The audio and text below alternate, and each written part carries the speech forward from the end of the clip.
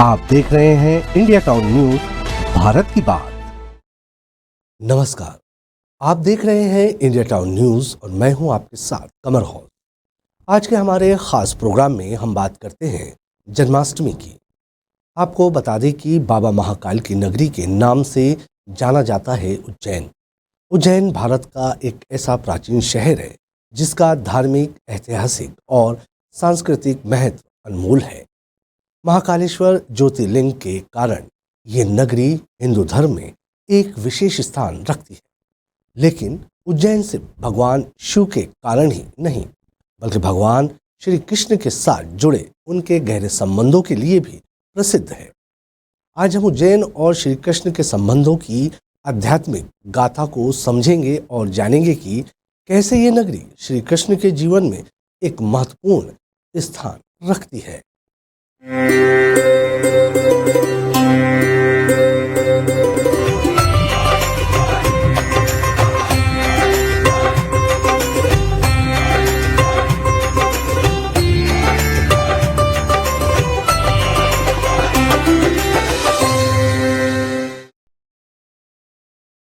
सबसे पहले आपको बताते हैं उज्जैन के सांदीपनी आश्रम के बारे में, जहां श्री कृष्ण ने शिक्षा पाई थी। ये है उज्जैन में सांदीपनी आश्रम। उज्जैन के सांदीपनी आश्रम का धार्मिक और ऐतिहासिक महत्व बेहद खास है। इस आश्रम में ही भगवान श्री कृष्ण ने अपने बाल्यकाल में शिक्षा प्राप्त की थी। महाभारत और पुराणों में वर्णित है कि श्री कृष्ण ने अपने बड़े भाई बलराम और मित्र सुदामा के साथ यहाँ गुरु सांदीपनी से शिक्षा ग्रहण की थी। यही वो स्थान है जहाँ श्री कृष्ण ने न केवल वेदों का ज्ञान प्राप्त किया, बल्कि जीवन के विभिन्न क्षेत्रों में महारत हासिल की। सांदीपनी आश्रम में आज भी श्री कृष्ण, बलराम और सुदामा की प्रतिमाएं रखी है, जो श्रद्धालुओं को उस समय की याद दिलाती है जब ये तीनों मित्र एक साथ अध्ययन करते थे।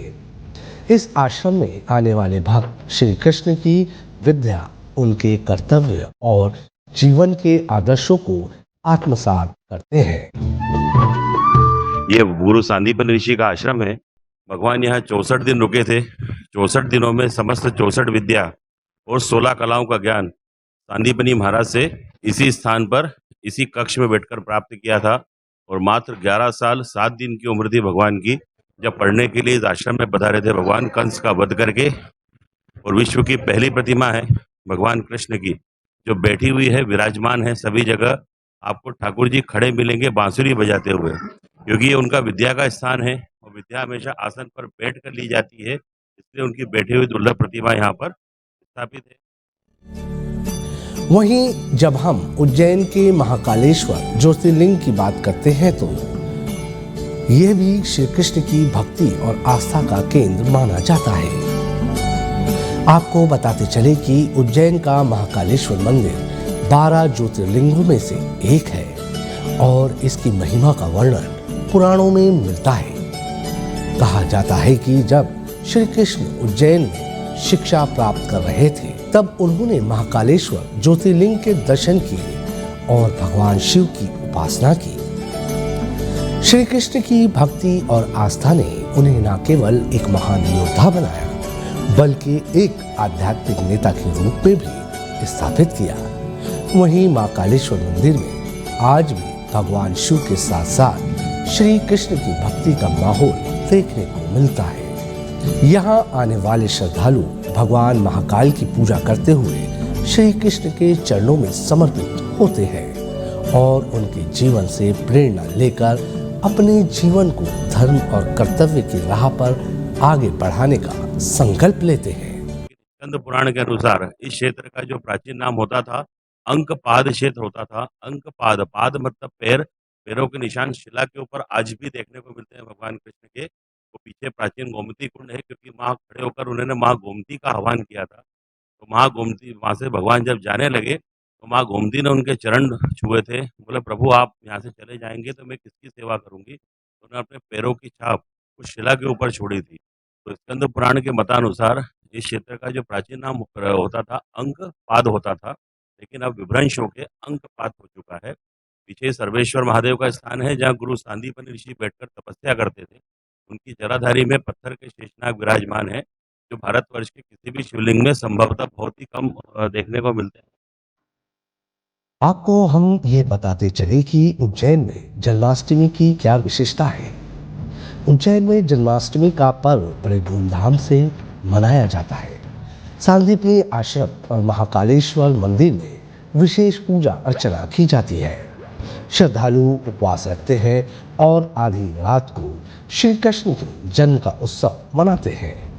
इस अवसर पर झांकियां निकाली जाती हैं, जिनमें श्री कृष्ण के बाल्यकाल की लीलाओं का जीवंत चित्रण किया जाता है।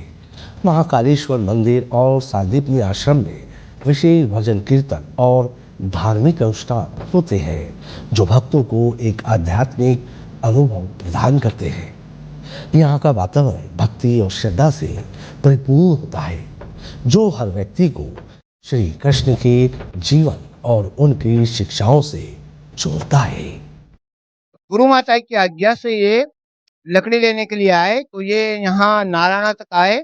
यहाँ पे एक स्वर्णगिरी पर्वत है, उस पर्वत के ऊपर से इन्होंने लकड़ी तोड़ी थी और तोड़ करके गट्ठी बना करके अपने सिर पे उठा करके जहाँ मंदिर बना हुआ है उसी जगह दोनों ने, कृष्ण और सुदामा ने, अपनी अपनी गठरियाँ अलग रख दी है। वो आज भी मूली के रूप में हरी भरी हुई है और ये गठरियाँ द्वापर युग की है। ये द्वापर के अंत में यहाँ आए थे और ये मूली द्वापर युग की लकड़ी यहाँ पे आज भी हरी भरी मूली के रूप में दर्शन देती है। और इस मंदिर का जीर्ण उद्धार रानी अहिल्याबाई ने करवाया था। आपको यहाँ ये भी बताते चले कि उज्जैन को महाकाल की नगरी ही नहीं, श्री कृष्ण और शिव की नगरी भी कहा जाता है। उज्जैन को श्री कृष्ण और शिव दोनों की नगरी कहा जा सकता है। यहाँ श्री कृष्ण की शिक्षा का स्थान होने के साथ साथ भगवान शिव के महाकालेश्वर ज्योतिर्लिंग का भी निवास है। ये नगरी हमें श्री कृष्ण और शिव के अद्वितीय संबंधों की याद दिलाता है, जो धर्म, शक्ति और ज्ञान का प्रतीक है। श्री कृष्ण के जीवन से जुड़ा हर पहलू हमें उज्जैन की गलियों में, मंदिरों और आश्रमों में दिखाई देता है। ये नगरी हमें ये सिखाती है कि धर्म और आस्था के पथ पर चलकर हम जीवन के हर संघर्ष का सामना कर सकते हैं और अपने लक्ष्य को प्राप्त कर सकते हैं। आइए अब आपको बताते हैं कि जन्माष्टमी के दिन क्या दान करना चाहिए। इस दिन भगवान कृष्ण को अपने मुकुट में मोरपंख धारण किए होते आपने देखा है। मान्यता है कि मोरपंख कृष्ण की कृपा प्राप्त करने का एक जरिया है। जन्माष्टमी पर मोरपंख दान करने से व्यक्ति के काम में आ रही रुकावटें दूर होती है, मनोकामनाएं पूरी होती है। मोरपंख को फलदायी भी माना जाता है। वहीं माखन श्री कृष्ण को सबसे प्रिय है। अपने बालकाल में भगवान ने माखन को खूब खाया, अपने सखाओं को खूब खिलाया, इसलिए उन्हें माखन चोर भी कहते हैं। ज्योतिष शास्त्र में माखन का संबंध शुक्र ग्रह से बताया गया है, इसलिए माखन दान करने से शुक्र दोष से छुटकारा मिलता है। धन धान्य में खूब वृद्धि होती है। इसके अलावा जन्माष्टमी के अवसर पर वस्त्र दान शुभ माना जाता है। इसके दान करने से दरिद्रता दूर होती है और इस दिन दान पूर्ण करने से शुभ परिणाम मिल सकते हैं। साथ ही अक्षय फलों की भी प्राप्ति होती है।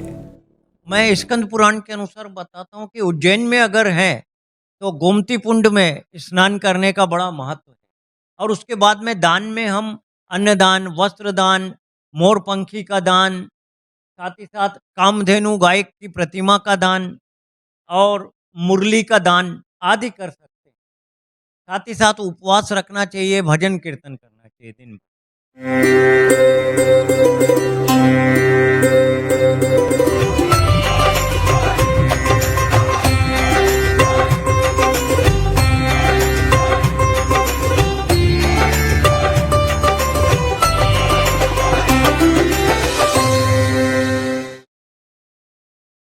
भगवान श्री कृष्ण का जन्म भाद्रपद माह के कृष्ण पक्ष के अष्टमी तिथि को हुआ था।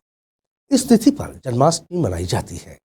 मंदिरों और घरों में पूजा स्थान को आकर्षक ढंग से सजाया जाता है।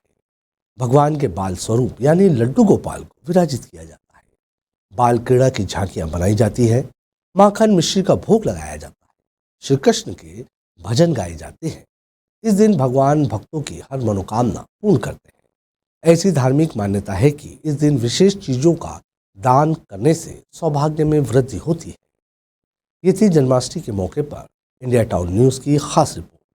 हमारे चैनल के सभी देखने वाले सभी हमारे दर्शकों को जन्माष्टमी की बधाई और शुभकामनाएं। अब मुझे दीजिए इजाजत। नमस्कार।